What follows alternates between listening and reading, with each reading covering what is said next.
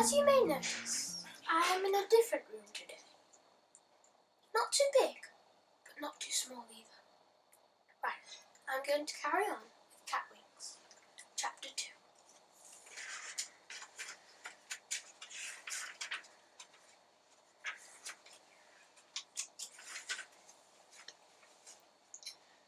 As Thelma, Roger, James and Harriet flew on, all they could see beneath them, mile after mile, was the city's roofs on the city streets.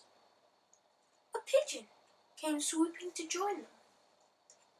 It flew along with them, peering uneasily at its little round red eye.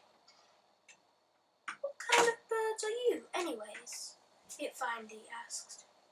"Passenger pigeons," James said promptly. Harriet mewed with laughter. The pigeon jumped in midair, stared at her, and then turned and swooped away from them in a great quick curve.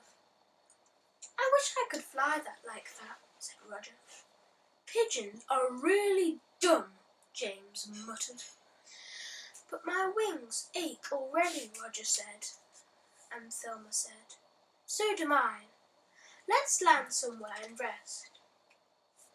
Little Harriet was already heading down towards her church steeple. They clung to the carvings on the church's roof and got a drink of water from the roof's gutters. "Sitting in the catbird seat," sang Harriet, perched on a pingle. "It looks different over there," said Thelma, pointing her nose to the west. "It looks softer." They all gazed earnestly westward, but cats don't see the distance clearly. "Well, if it's different, let's try it," said James, and they set off again. They could not fly with untiring ease like the pigeons. Mrs. Tabby had always seen that they had ate well, so they were quite plump, and they had to beat their wings hard to keep their weight aloft. They learned how to glide, not beating their wings, letting the wind bear them up. But Harriet found gliding difficult and wobbled pretty badly. After another hour or so, they landed on the roof of a huge factory. Then through the air there smelled terrible, and there they slept for a while in a weary, furry heap. Then, towards nightfall, very hungry, for nothing gives an appetite like flying, they woke and flew on. The sun set, the city lights came on, long strings and chains of lights below them, stretching out towards the darkness. Towards darkness they flew, and at last, when around them and under them everything was dark, except for one light twinkling over the hill. They descended slowly from the air and landed on the ground. A soft ground, a strange ground.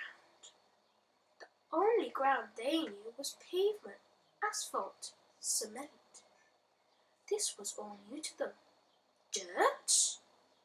Earth? Dead leaves, grass, twigs, mushrooms and worms. It smelled extremely interesting.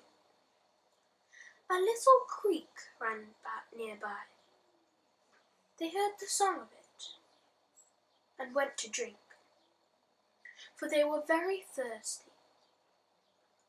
After drinking, Roger stayed crouching on the bank, his nose almost touching the water, his eyes just gazing.